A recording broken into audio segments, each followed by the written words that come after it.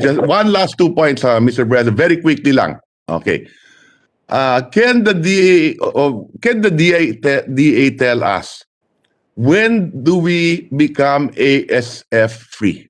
Mr. Chair, Based on the program of DA, will it take a year, 2 years? How long will that take?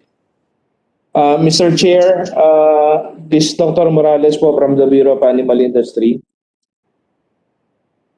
Go ahead, BAI. Yes, Mr. Chair.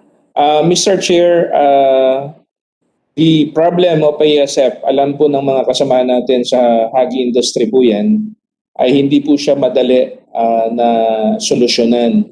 At marami pong drivers, but we are doing our best, Mr. Chair.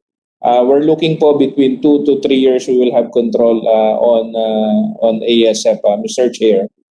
Given po yung scenario na meron tayo ngayon, Mr. Chair. Okay. So, most likely scenario within 2 to 3 years. That's what you're saying. Is that correct? Yes, Mr. Chair. So, chances are we will be importing 2 to 3 more years, maybe 1/4 or more of our requirements. Would that be correct to say? Not necessarily, Mr. Chair. Not necessarily. Okay, so what would you say then? Yeah. Because while we are doing our control measures, Mr. Chair, kasabay po nito ay nagkakaroon din po ng effort ang Department of Agriculture to repopulate under the National Livestock Program. So sabay po ito na nangyayari, Mr. Chair. We're trying to control ASF and at the same time, dun sa mga free areas, nagkakaroon na po ng expansion. Why don't you submit to us your simulation based on your plan? We will Why do, don't you Mr. submit Chair. to the committee? We will do po, Mr. Chair. Okay. And then finally, a lot of talk has been made earlier and in previous about indemnification and insurance. Okay. Now, when you talk about insurance, will this be in the national budget? Similar to the indemnification? Or will this be market-oriented? Will the hog raisers pay a premium for insurance? And if they will, how much will they be paying?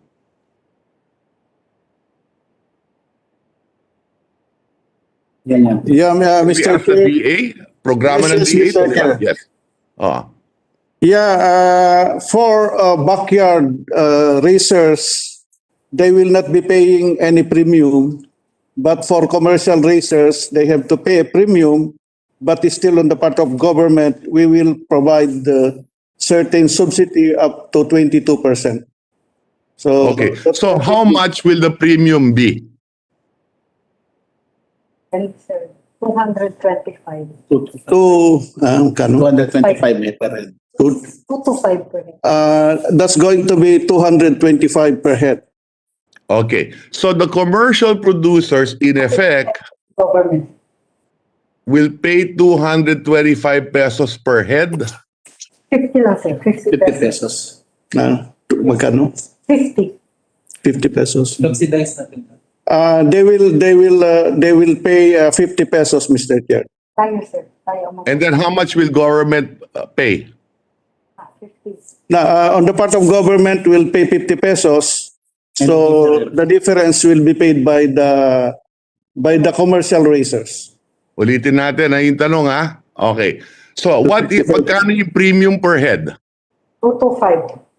2 to 5. 2 to 5, then we will subsidize to the How much will level you, teka, one by one. How much will you subsidize of the 225? 22%, that is equivalent to 50 pesos, Mr. Chair, more or less. Pesos.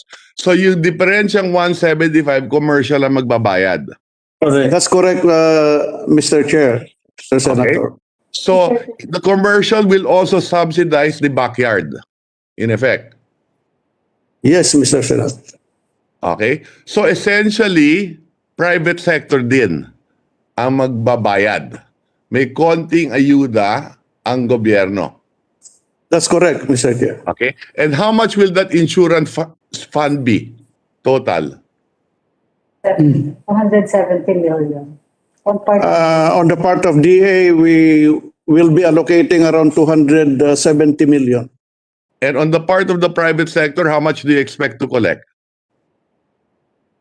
We don't have the data yet, Mr. Chair, because it would depend on the number interested. Pero nga, dapat yan may plano kayo eh. How many ang ibabahid ng meron kayong you have an amount eh per hog eh, diba? Oh, but that's the point eh. The problem is that they apparently you talk about an insurance program, but you can't explain it to us. 875 million. 875 million, Mr. Chair. Ang This will be paid by the private sector. okay, so your entire insurance will roughly be ₱1 billion only. Ano yan? The entire insurance program, yung paghuhugutan, will only be ₱1 billion. Yeah, that's Right? correct, Mr. Chair. Oh, and that's a drop in the bucket, right? Yes, Mr. Chair. Oh, and you're saying that you're going to change from indemnification to insurance. In effect, you're passing the burden to everyone again, to the private sector, di ba? Oh, with a little subsidy. And it's not enough. That's the point. Kasi dati wala. Okay?